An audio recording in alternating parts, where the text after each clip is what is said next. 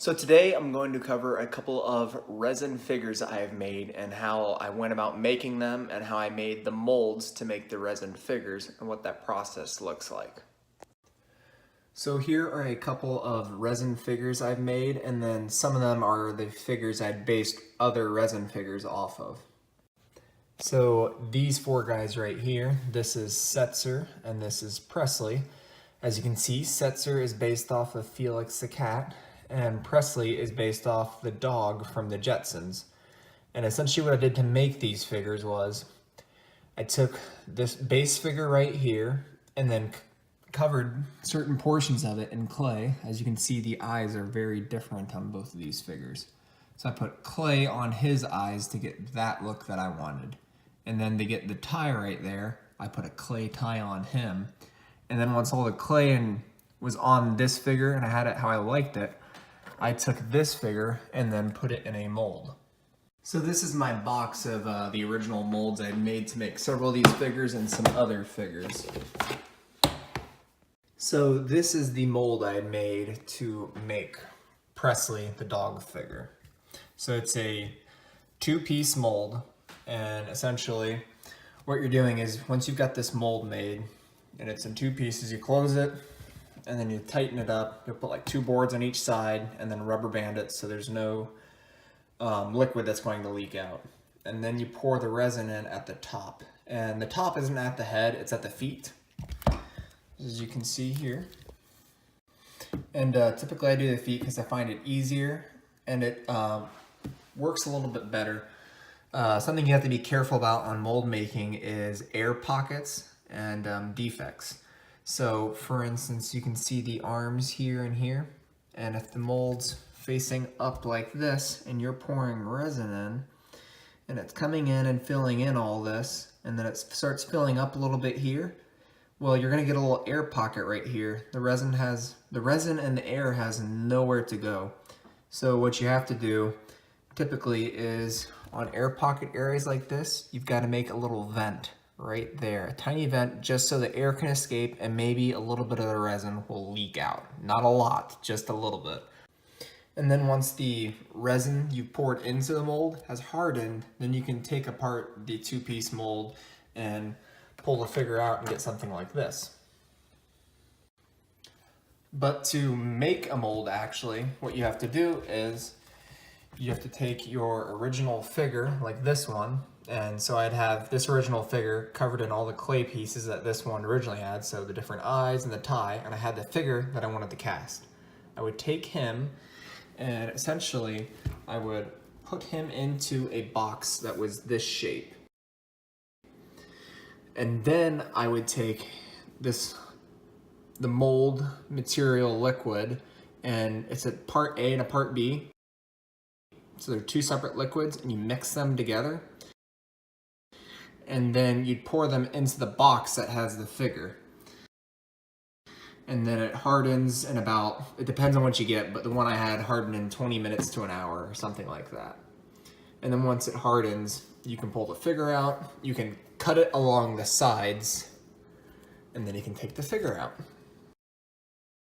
Now, that's not the best method to make a mold where you can take the figure out and have a really good quality mold that's going to make a good figure and that doesn't have resin leaking everywhere.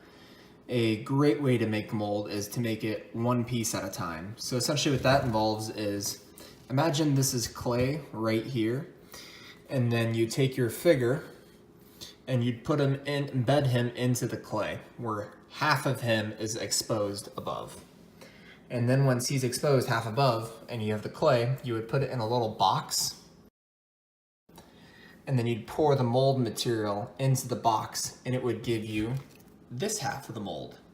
And then once that's done, you would take the figure, put him into this half with this mold material, and then you'd have to buy a non-stick spray that's for mold making, and you'd spray it on top of this. Now the reasoning for that is so when you pour the mold material to make the other half of the mold, it doesn't solidify and become one with this. Instead, the non-stick spray material essentially keeps them each separate pieces so you can pull it apart.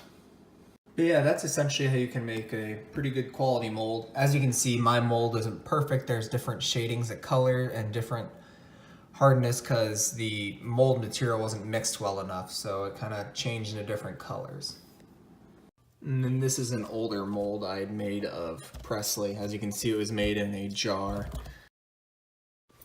And then this one, I had tried making the mold where one half of it was this portion of it, and then one half of it was this portion. So it was split going down vertically right there. So I got part A and part B. And I would highly not suggest doing it like this because the lines that are going down here, that are going along the figure, will show up on the front of the figure when you make it, and they'll see a line going down it, compared to having those lines on the sides where they're not as noticeable and they're easier to sand down. Now this mold was for Setzer or Felix the cat. So as you can see, Felix has a tail here, so I need resin to come and pour down here and then not pocket. So right here I made a complete hole for the tail so air could come out and a little resin could come out. And this is how this mold came out. So as you can see, I had to make a couple of air pockets for each hand and then little air pockets for all the little fingers so each finger would be made. And then on top of that, I had to make vents for the ears so the ears would come out fully formed. And then for this particular one, I actually didn't pour it in from the feet since the feet were really small, and I actually poured the resin in from the top. So you can see it's pretty square looking right there. I think what I did was I took a single Lego piece where it was just one little brick, and I glued it on top of his head and made a channel for the resin to pour into. So it'd come in and then fill all this up. And then I also put on his feet single Lego pieces at the bottom, so resin could pour in, fill down there on excess, and then I could just go in and cut these off immediately once the figure was made.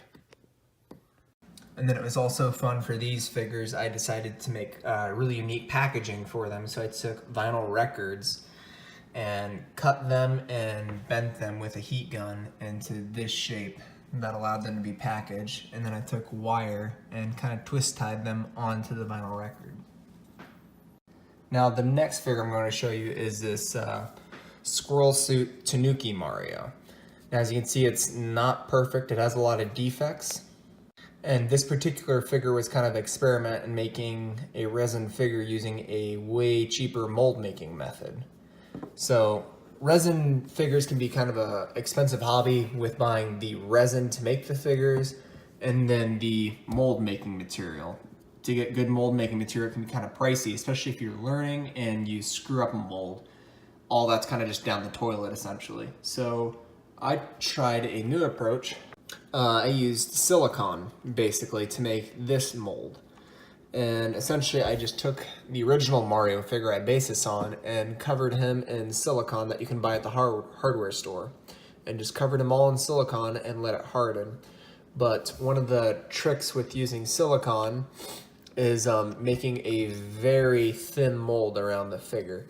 If you try to start off just making a huge thick brick mold like this where there's tons of excess like this, the silicone doesn't harden solid completely. For instance, if there's a huge thick part like this, the silicone is going to harden all around the outside, and then when you open it where the figure's at, the inside of it is still going to be gooey. It doesn't harden all the way through. It only hardens where there's air exposure essentially. So that was a little tricky to figure that out at first, but it honestly came out pretty good for making a cheap mold, as you can see. Now the next figure is Darth Jar Jar, and this is the figure I based some of the other resin figures that I had made, as you can see here. To make this original figure, I used a method called kitbashing. It's essentially where you take two different figures or several figures and you pull parts from them, each you like, and then you bash them together and glue them or put them together to make a new figure. So what I did was I used a Kylo Ren figure, as you can see here, and removed the head. and then I took a Jar Jar figure, popped the head off, and then glued it onto the Kylo Ren figure. Once I had that, I made a mold of it, and then once the mold was made, I poured resin in and made several copy figures like the one I showed you earlier. So that's how that was done. And then this is the Darth Jar Jar resin mold. And I had made it one piece at a time, and I used Legos, as you can see here. And then I had to vent out for the eyes, because that was a common place for air to pocket in, even though resin was pouring in directly from the top and coming down in. So there had to be vents at the eye on both portions, and there had to be vents on the hands as well. And then these four figures right here, Gumby and Blockhead, these two are the original figures I had made, and as you can see, I had cut the faces off and took clay and made the new faces. And what's kind of neat about these figures is they glow in the dark, because the resin I poured into the mold was mixed with a glow-in-the-dark pigment powder. And if you put enough of that in, it'll change the color of the resin, and I used the glow-in-the-dark blue one for this one, and then a glow-in-the-dark red one for this one. And then here is the mold for the Gumby figure I had made. So there's nice big holes that allowed all the resin to come in, and it was easier to work with. And then this is what the mold looks like open, and you can see it. For this one, I used Legos in the mold. And this is also a mold method where I embedded the figure in clay and then put some of the Lego pieces into the clay and made each half the mold one part at a time. And then if you look closely here on this mold, I had actually used venting, so there were going to be air pockets where the figure's hands are. So I put a little excess right here, I cut into it, so the resin could go and fill that in, and then I'd chop that excess resin off, and then right here is a vent that goes back into the figure to vent out, and there's a vent here on the side so a little air and a little resin could leak out, so an air pocket wouldn't form. And then this mold is another two-piece mold that was for the Blockhead figures. And as you can see, I made each half of the mold one piece at a time with using clay in the figure and then Lego pieces. And the Lego pieces are really nice because it gives you these pegs that kind of key lock the mold in. So when you take both of these pieces, they fit together real nice and snug, and they hold together well because of the Lego bricks. And I would highly suggest, if you want to get into mold making, start out with the simplest figure possible with the least amount of details, not lots of different smaller, finer details. Like for instance, Jar Jar having those tiny little eyes, those are spots for air pockets to easily form. The hands being like this, it's always easy to get a defect where there's no thumb, or maybe there's a thumb and then no fingers. That's why I'd highly suggest using something like Gumby and Blockhead, or any Gumby, or simple cartoon figures where there's just not a lot to go wrong on something like this. It's fairly smooth, not tons of detail, and there's not a lot of little tiny fine points that can get messed up in the mold making process.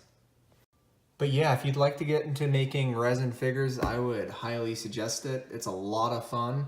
It can be a little bit of a steep learning curve at times, but if you want to get started, I would suggest taking a figure and going and using the silicone method for your mold at first.